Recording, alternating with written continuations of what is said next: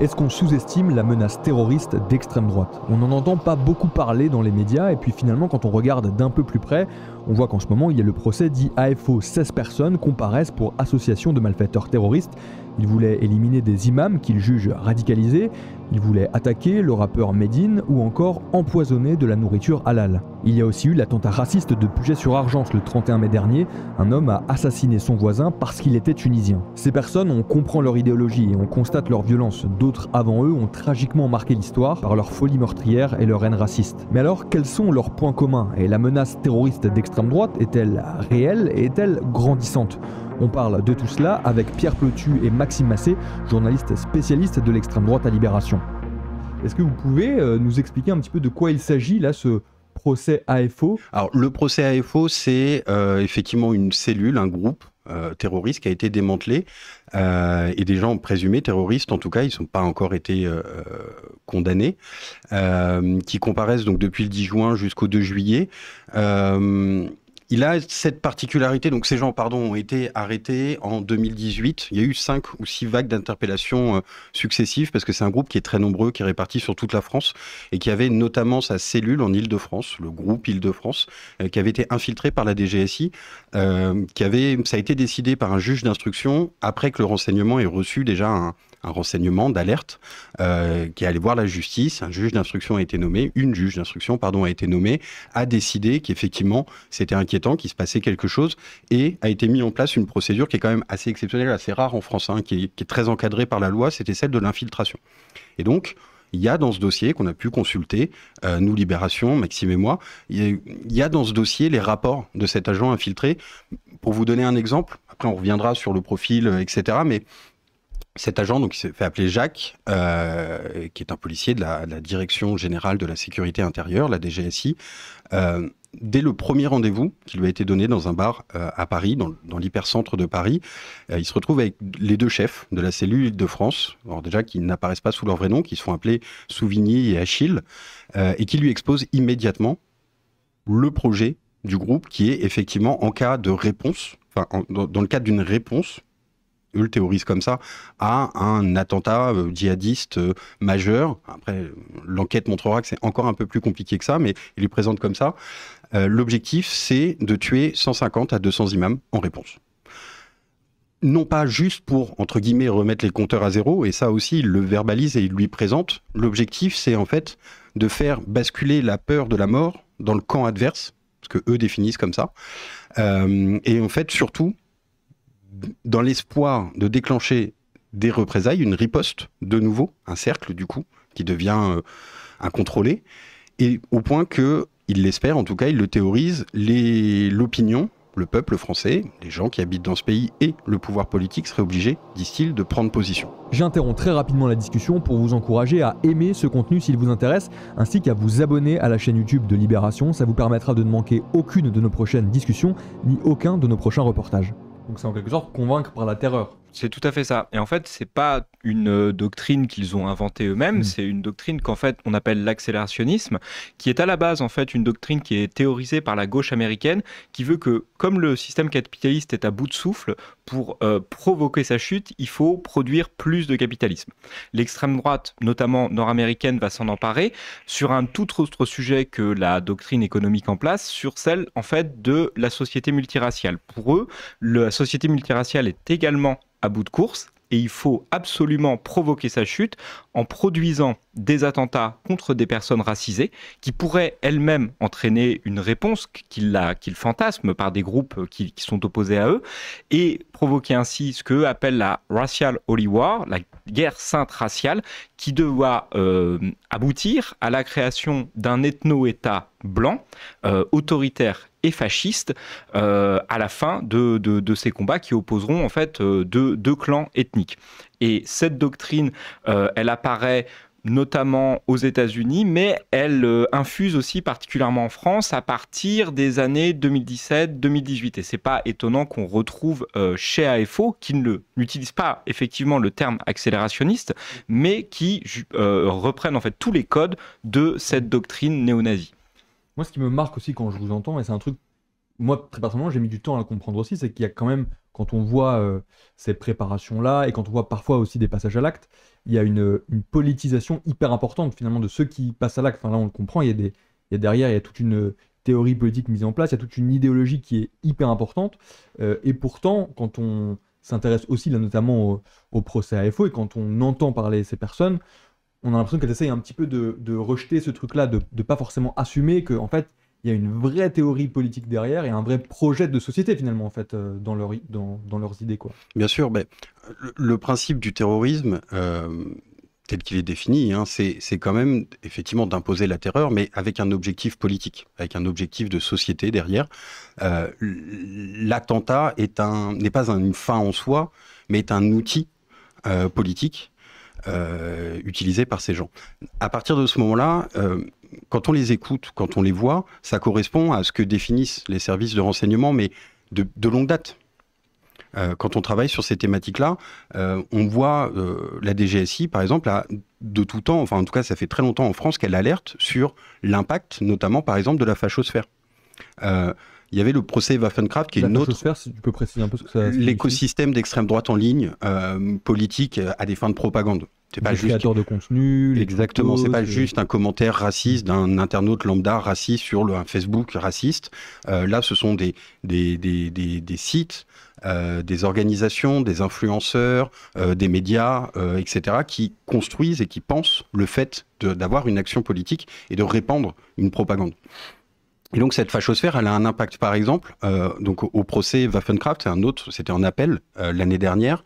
Donc il y a une autre affaire de terrorisme d'extrême droite, d'association de malfaiteurs terroristes d'extrême droite. On a pas mal entendu parler, notamment parce que le principal accusé, Alexandre Gillet, qui prend 19 ans en appel, hein, c'est une peine extrêmement lourde. Déjà, c'est un procès qui se passe aux assises. C'est le premier depuis un certain temps en France sur ce sujet. Pardon. Et Waffencraft, donc il y a une présentation qui est venue faire de l'état de la menace par un commissaire de la DGSI. Et simplement Waffencraft qui projetait de faire quel genre la même chose, hein, s'en prendre à la communauté musulmane, avec toujours cette... alors, verbalisé ou non... certains plus que d'autres, eux, ils sont que, entre guillemets, 6, je crois, dont un mineur, donc plus que 5 à la barre. Le mineur a été jugé séparément. Ils sont impliqués à des degrés divers, ils sont déterminés à des degrés divers, ils ont des faits matériels qui leur sont reprochés à des degrés divers, comme toujours dans un groupe, quel qu'il soit, hein, terroriste ou non d'ailleurs. Mais bref, pendant ce procès d'assises qui était vraiment passionnant, et pour le coup, Libé, on était tout seul à l'intérieur de la salle, en tant que presse, hein, il y a eu une présentation qui a été faite, ça a été demandé, a priori par le tribunal, donc une cour spécialement composée de juges professionnels à la DGSI, donc à la fois, parce que c'est pas eux qui ont mené l'enquête, hein, ce sont des gendarmes, même s'ils ont supervisé et aidé, etc., mais a été demandé d'avoir une photo, une idée de qu'est-ce qu'était le terrorisme d'extrême droite. Et donc, il y a un commissaire, un haut gradé de la sécurité intérieure qui est venu.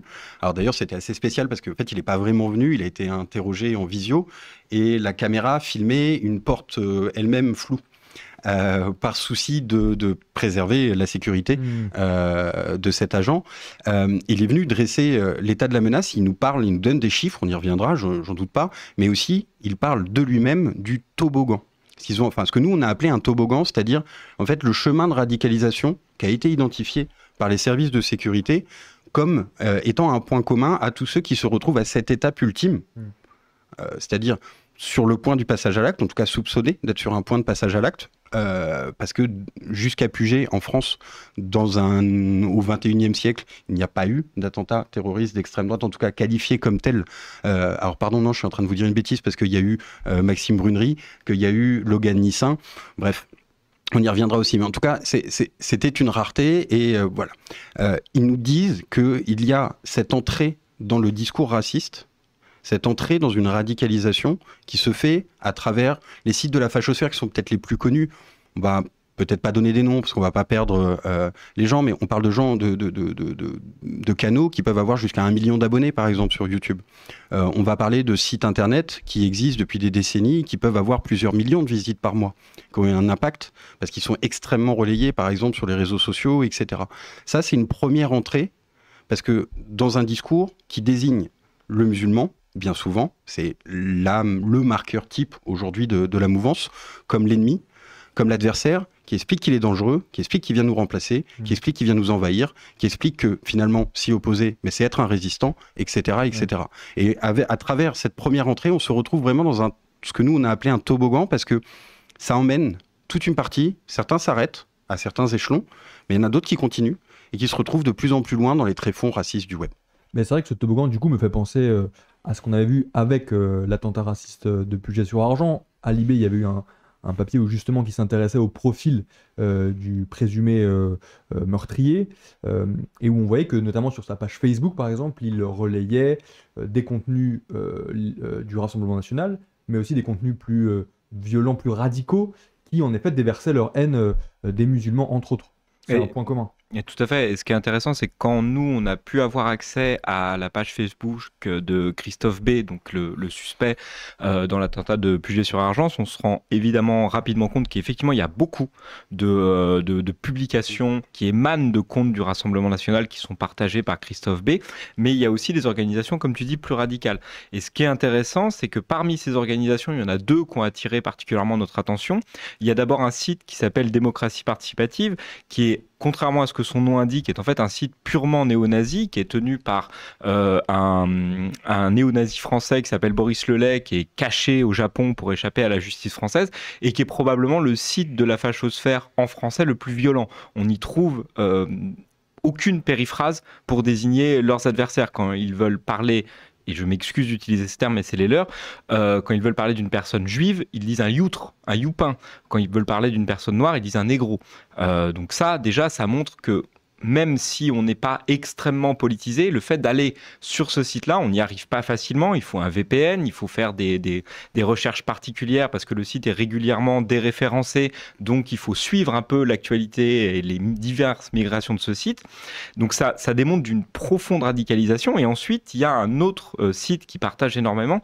C'est une toute petite organisation d'extrême droite qui s'appelle Vigilance Halal, qui, en fait, à la base, prétend lutter contre les dérives du halal en France et qui en fait est purement une organisation islamophobe qui s'arrête pas du tout à la question de la consommation de viande halal.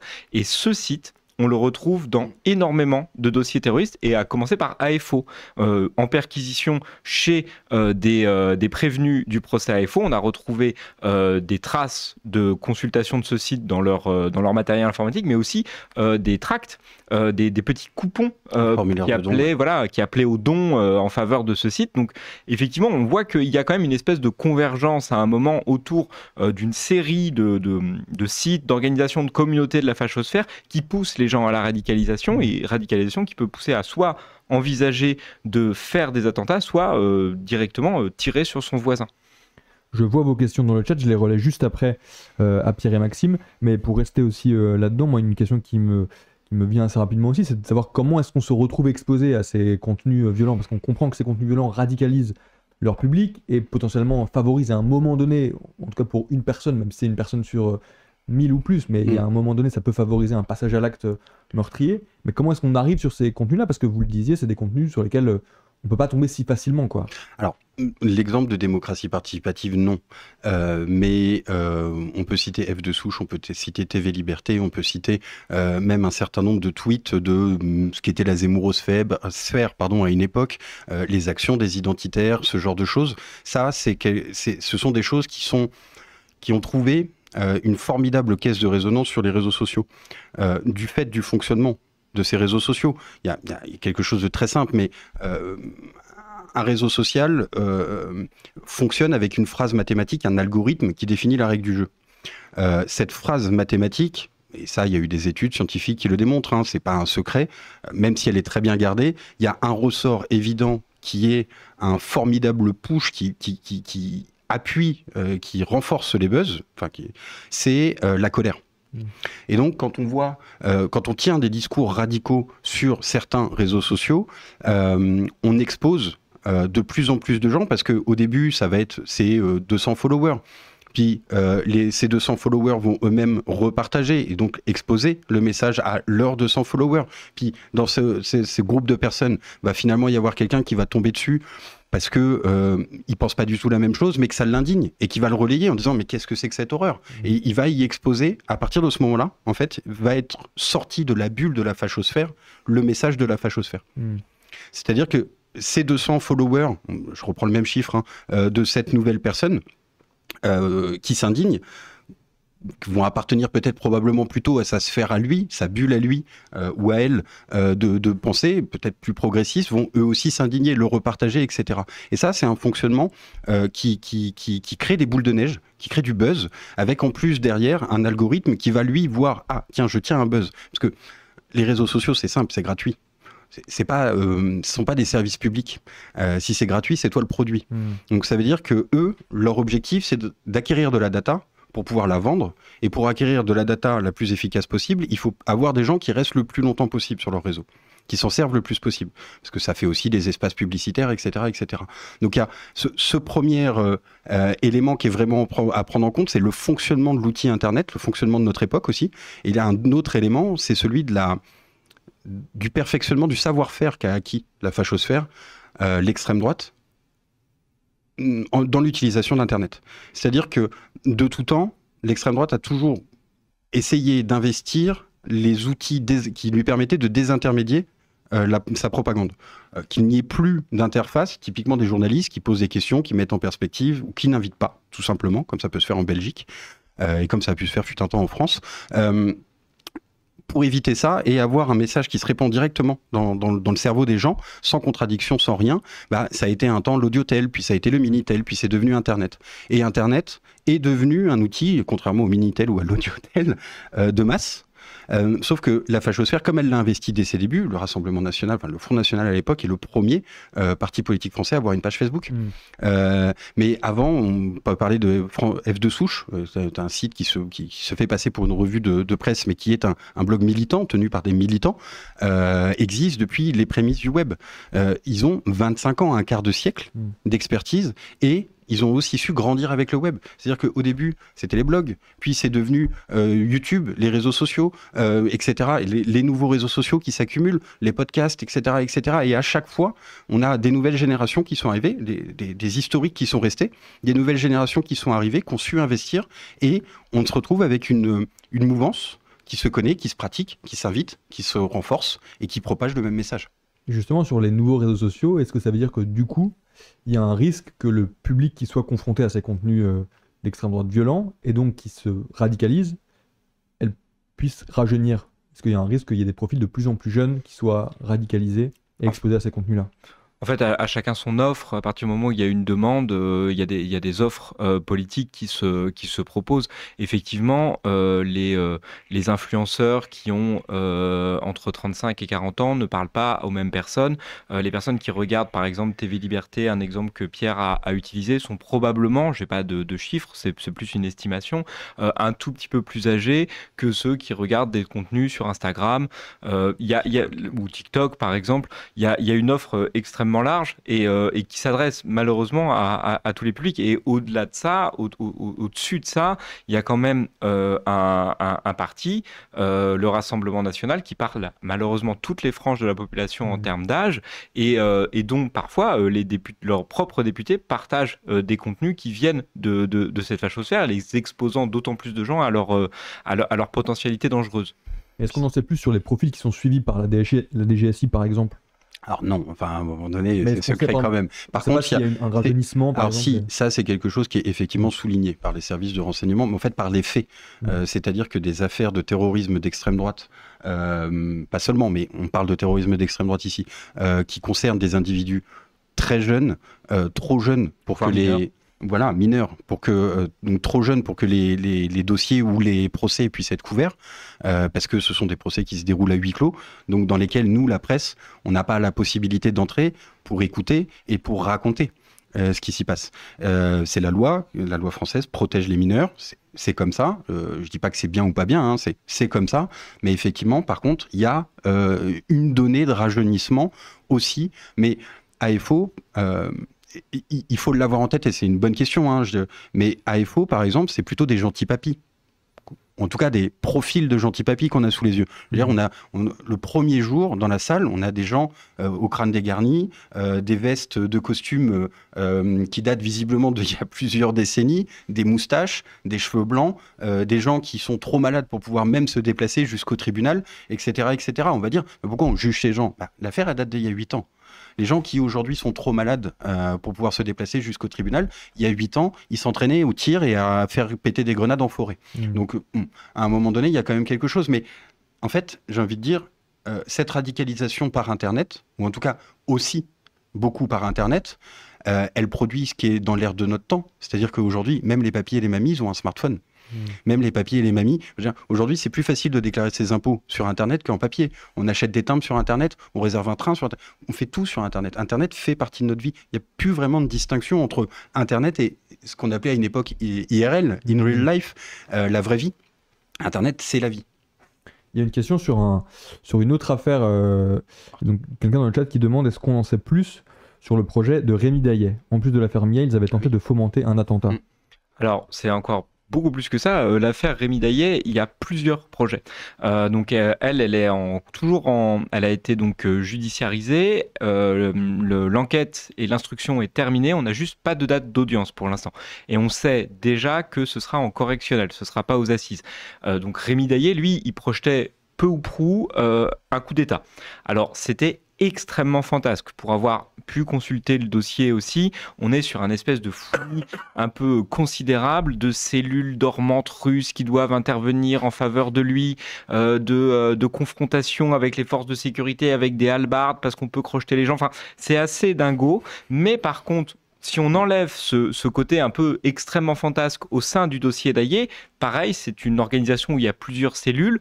On a une cellule qui se trouve notamment en Alsace qui, elle, est plus composée d'anciens skinheads ou de gens proches de la mouvance skinhead. On a un ancien candidat Rassemblement Front National à l'époque dans le lot. Eux, ils prévoyaient vraiment un attentat contre une loge maçonnique. Donc ils avaient commencé à faire des repérages contre cette loge maçonnique et là on a quelque chose d'extrêmement concret. Pareil, la cellule dite plutôt Île-de-France, donc des gens qui sont plutôt Île-de-France, eux ils s'en prenaient notamment à des antennes 5G parce qu'en plus d'être d'extrême droite, ils étaient évidemment complotistes et ils étaient opposés au déploiement de la 5G parce que ça apporte tout un tas de maladies, tout ça. Ils envisageaient aussi de s'en prendre à des centres de vaccination contre le Covid. Il y a un énorme panel. C'est juste que pour l'instant, l'audience n'est pas fixée, mais elle ne devrait pas tarder parce qu'effectivement l'enquête est terminée. On a raconté ce dossier dans un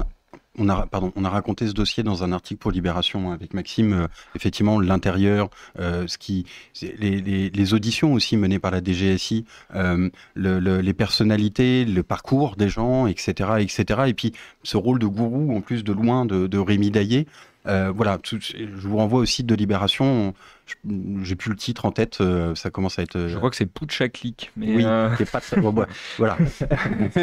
Mais ce qui est intéressant dans ce que vous dites, c'est que ça témoigne du sérieux des entreprises de ces organisations-là, parce que parfois on pourrait, si on voulait balayer d'un revers de main ce genre de sujet, on pourrait dire oui, mais ils ont de mauvaises intentions, mais est-ce qu'ils allaient vraiment s'y préparer ? Je me permets de lire un très petit passage d'un article justement sur le procès AFO, par exemple sur le groupe AFO. Vous écrivez que ce groupe, il fabriquait et perfectionnait des grenades artisanales à base de TATP, l'explosif rendu célèbre dans les ceintures de kamikazes djihadistes qui ont semé la mort en Europe. Ils avaient des armes de tout type et de tout calibre. Ils cherchaient à en acquérir plus encore. Ils s'entraînaient au tir, au déplacement militaire. Ils travaillaient à leur clandestinité ou au moins à leur discrétion. Ils avaient échafaudé et peaufiné des plans d'action semblables au mode opératoire des terroristes d'extrême droite qui ont déjà frappé les États-Unis, la Nouvelle-Zélande ou encore en Europe.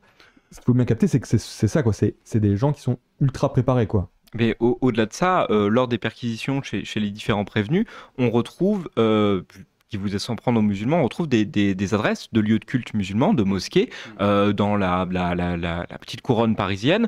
On retrouve également des plans par rapport à ces mosquées avec des photos dont on ne sait pas trop si elles ont été prises sur place ou si elles ont été prises sur Google Maps. Mais en tout cas, il y a un dispositif qui est mis en place. Ils voulaient notamment s'attaquer à une mosquée en faisant sauter la porte de la mosquée à l'explosif. Ils avaient des explosifs et ils disent eux-mêmes dans leur plan qu'ils voulaient ils voulaient placer des tireurs à armes longues à la sortie, j'imagine, de cette mosquée pour tirer sur les gens qui s'enfuiraient suite à l'explosion. Il y a vraiment des degrés de préparation qui sont très importants et qu'on retrouve dans d'autres dossiers terroristes comme celui d'Aurélien Chapeau, donc qui lui pour le coup était limougeot et plutôt solitaire, qui lui avait prévu de s'en prendre à un temple maçonnique et à une synagogue. On sait qu'il a fait des recherches pour en retrouver autour de lui à Limoges et qu'il était armé, qu'il avait des armes de type Uzi et qu'il était prêt en fait à passer à l'acte. Pour le cas du groupe Alsace de Rémi Daillet, c'est des gens qui ont cherché aussi à remilitariser une vieille mitrailleuse allemande de la Seconde Guerre mondiale. Alors ça peut paraître un peu incongru comme ça, mais ça tue des gens pareils. Donc oui, il y a des degrés de préparation importants. Et la présidente l'a dit au tribunal, parce que, en fait, effectivement, ces prévenus, ils ont essayé de mettre de la distance, de dire, déjà, on n'est pas passé à l'acte, vous jugez quoi, en gros Le principe de l'association de malfaiteurs terroristes, c'est justement qu'on juge des gens qui se préparent à passer à l'action, avec un certain nombre de critères définis par la loi, c'est pas juste du doigt mouillé, de la température, comme ça, mais qui ne sont pas passés à l'acte, sinon on ne serait pas en correctionnel.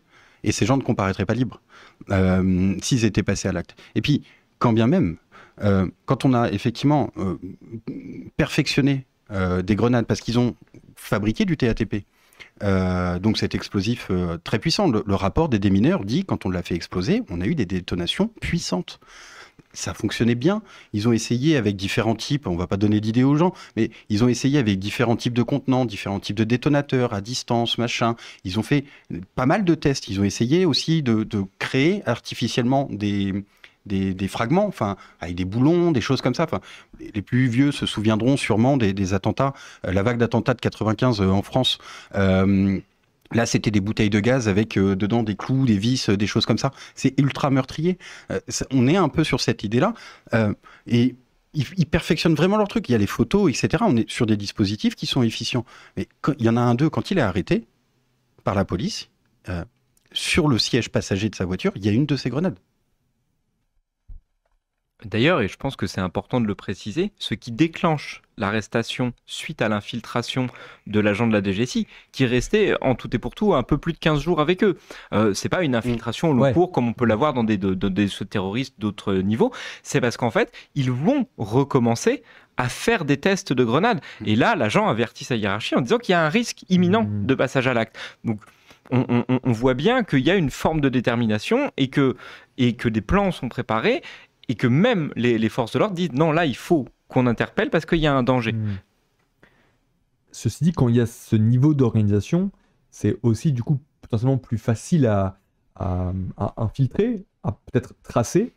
C'est peut-être plus dur quand c'est des passages à l'acte plus isolés, entre guillemets, comme c'est le cas à Puget-sur-Argent, avec donc ce Christophe B qui va assassiner son voisin parce qu'il est tunisien.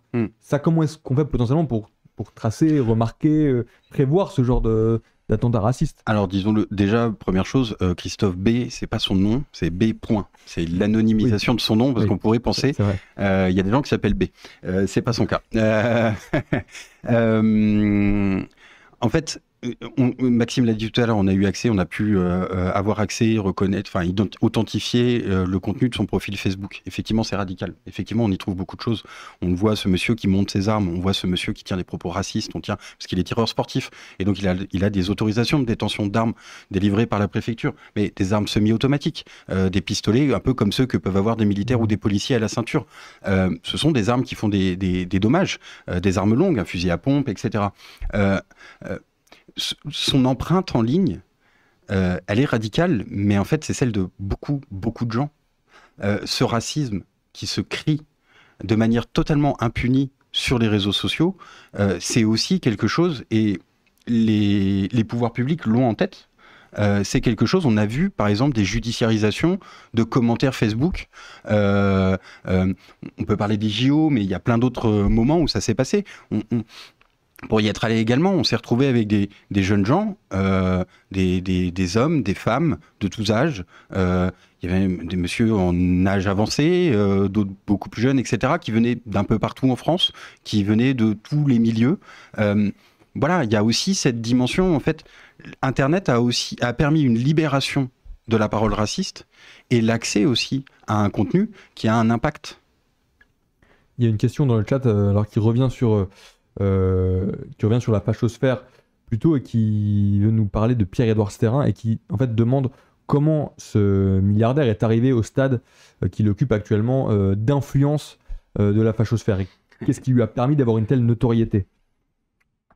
Essentiellement parce qu'il est riche. Oui. Voilà, et qu'il est riche, et surtout, en fait, très sincèrement, il arrive à ça parce qu'il le veut. Il est dans une démarche très politique, qui est un principe, selon lui, de défense civilisationnelle, qui doit l'effrayer sincèrement, je pense, et pour lequel il est prêt à investir tout ou partie de sa fortune pour ce projet politique. Pourquoi il y arrive? Parce qu'en fait, il y met les moyens, comme Vincent Bolloré l'a fait en rachetant CNews ou iTélé à ce moment-là, mais il a mis des moyens considérables dedans.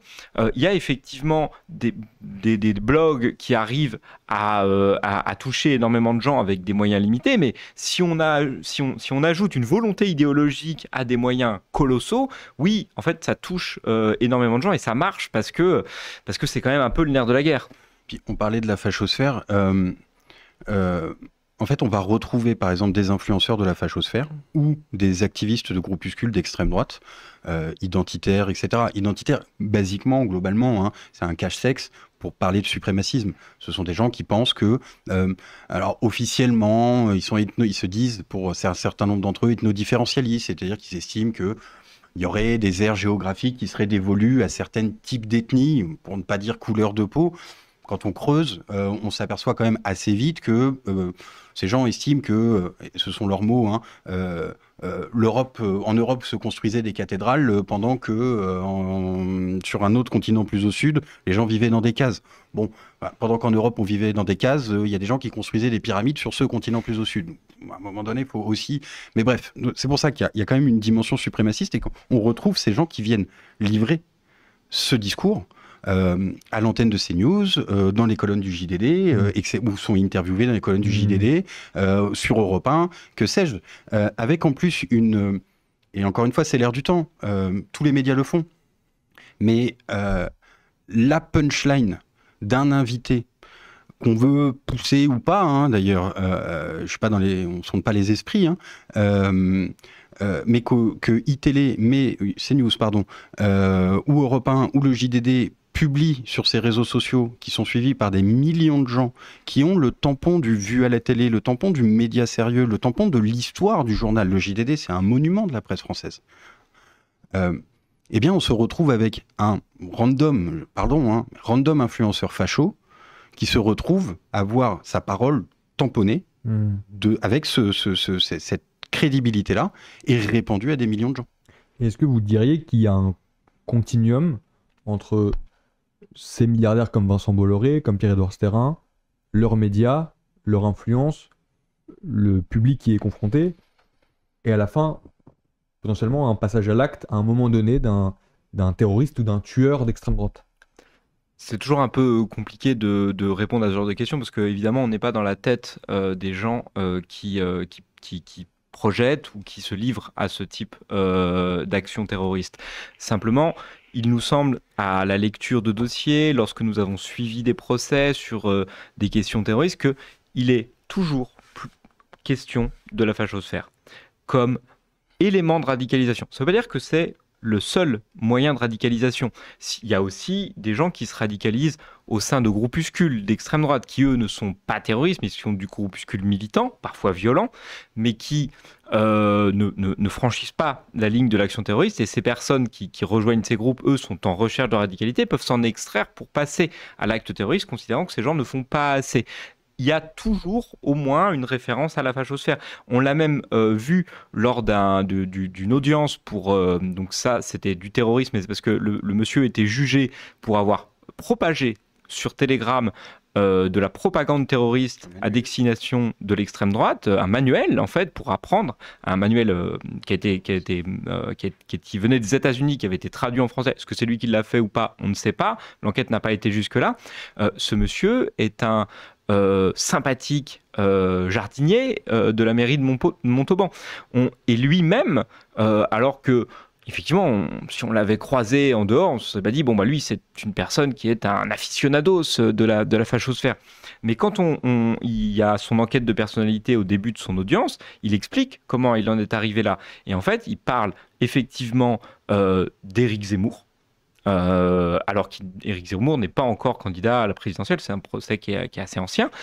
Il parle de F de Souche, mais il parle aussi d'un rappeur d'extrême droite qui s'appelle Cro-Blanc, qui, a priori, n'est pas tout à fait le public cible de cet individu qui, à l'époque, a entre 25 et 30 ans et qui fait du rap d'extrême droite vraiment de niche, pour le coup.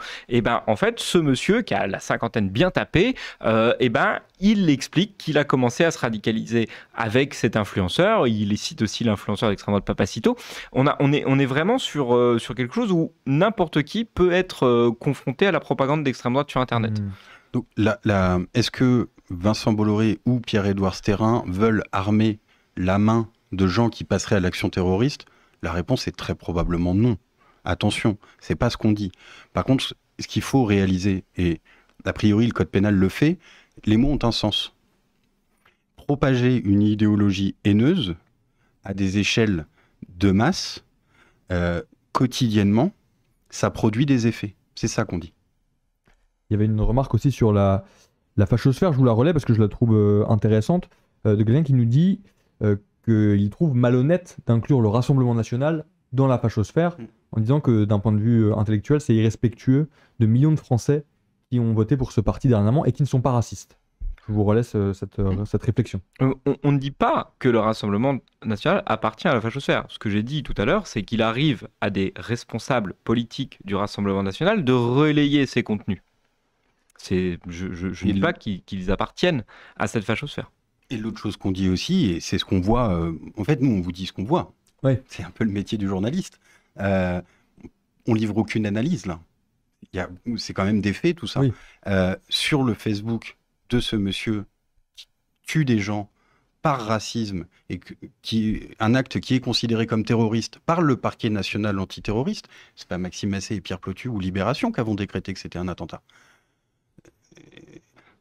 Sur le Facebook de ce monsieur, quand c'est un inconnu, quand il est avec ses 100 amis et il leur partage énormément de contenu du Rassemblement national. Il s'y retrouve. Des discours de Marine Le Pen, de David Rachetine, le maire de Fréjus. De même façon que dans le dossier AFO, on retrouve des gens qui sont passés par le Front National ou par le Rassemblement national. Ça ne fait pas du Rassemblement national un parti qui prône le terrorisme. On n'a jamais dit ça. Simplement, il arrive souvent dans des procès terroristes, il y a une récurrence de gens qui ont appartenu au Rassemblement national. C'est le cas, par exemple, alors ça n'a pas été considéré comme un attaque terroriste par le PNAT, mais quand Claude Cinquet, une personne octogénaire, tire au revolver sur deux hommes qui sortent d'une mosquée à Bayonne, il s'avère que les élections précédentes, Claude Cinquet avait été candidat pour le Rassemblement national. Et c'est pas que ça n'a pas été, excuse-moi, je me permets juste, mais c'est pas que ça n'a pas été considéré comme terroriste. Ce monsieur est décédé avant qu'il y ait l'enquête aille plus loin, qu'il y ait un procès. Et donc en fait, quand on est mort en France, on n'est pas jugé. On disparaît, et si on n'a pas été jugé, on reste présumé innocent et l'enquête s'arrête. Mais c'est intéressant que tu parles de la saisie du parquet national antiterroriste sur certaines affaires ou non, parce que c'est souvent un débat qui intervient. On voit souvent les réseaux sociaux s'enflammer quand il y a eu Puget sur argent ou quand il y a d'autres affaires. On reproche souvent parfois aux médias de ne pas mettre le terme terroriste, de mettre simplement le terme tueur. Comment est-ce qu'on parle d'un tueur? Comment est-ce qu'on parle d'un terroriste? Sur quoi se fait la différenciation? En fait, il y a une espèce de consensus qui s'est fait parce qu'il n'y a pas de définition légale du terrorisme, si on peut parler basiquement. Par contre, il y a en France, a été créé un parquet national antiterroriste. Ce parquet national antiterroriste, auparavant, il y avait des juges spécialisés, etc. Et c'est dessiné, parce que ça fait un petit moment, malheureusement, qu'en France, le pays connaît des attentats, principalement djihadistes, même s'il y a, et j'espère qu'on y reviendra, qu'on aura le temps, mais il y a aussi, l'extrême droite est classée comme la deuxième menace.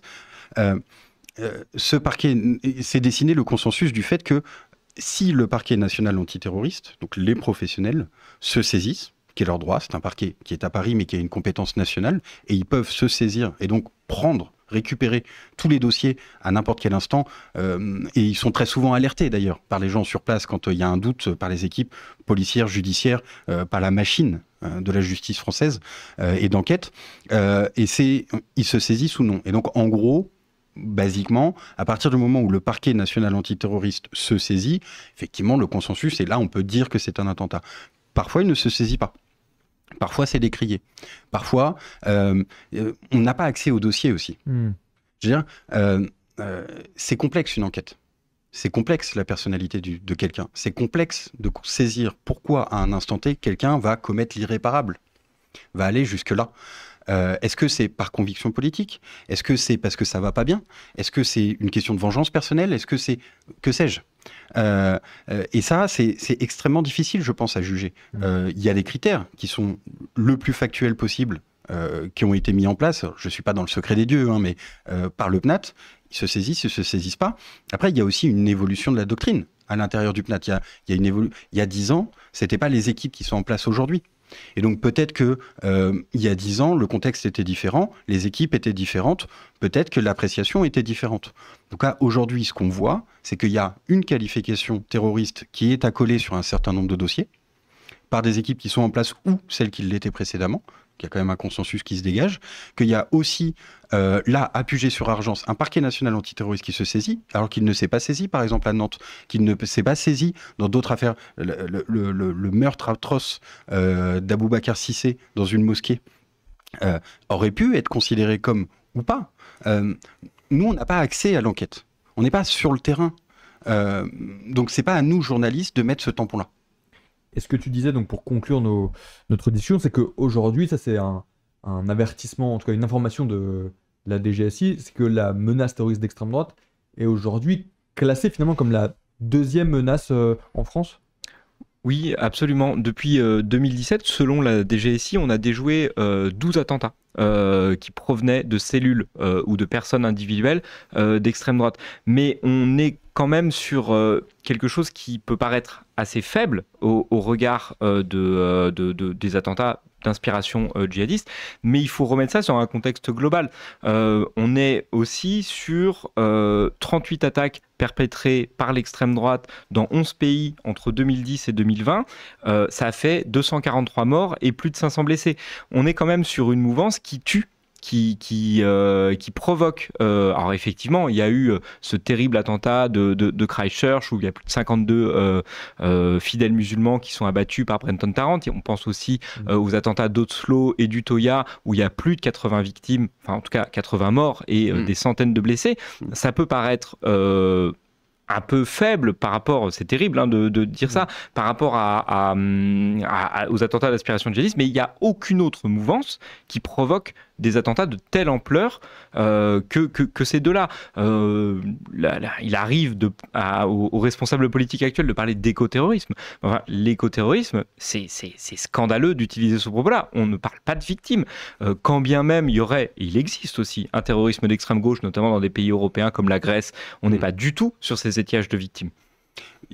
On pourrait citer aussi cet attentat, enfin cet élu de gauche, qui a été, même pas de gauche d'ailleurs, pro-immigration, selon son tueur, à Halle, en Allemagne, qui a été abattu dans son jardin par un tueur. Mais tu démarrais, Manu, et je me permets de te tutoyer, on est entre nous. C'est bien, on va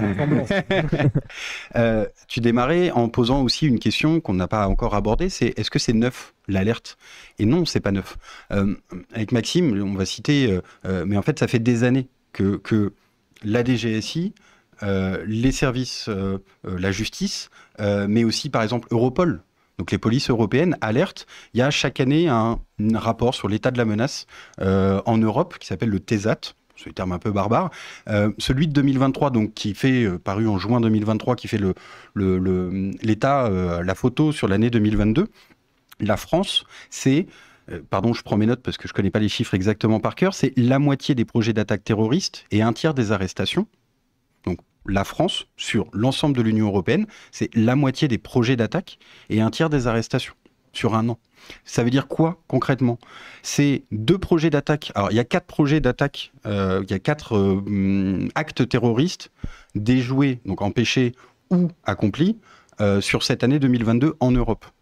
Il y en a 2 en France qui sont déjoués, heureusement. En France, cette année-là, c'est aussi 16 arrestations sur un total de 45 au sein de l'Europe. Donc, on est quand même un pays sur 27-28. Ouais.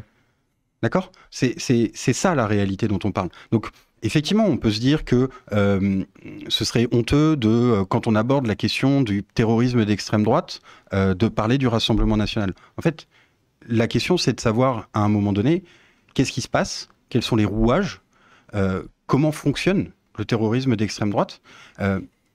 Ce chemin de radicalisation, ces partages sur les réseaux sociaux, ce passage au sein d'un parti politique, ou que sais-je, c'est pas nous qui l'avons décrété.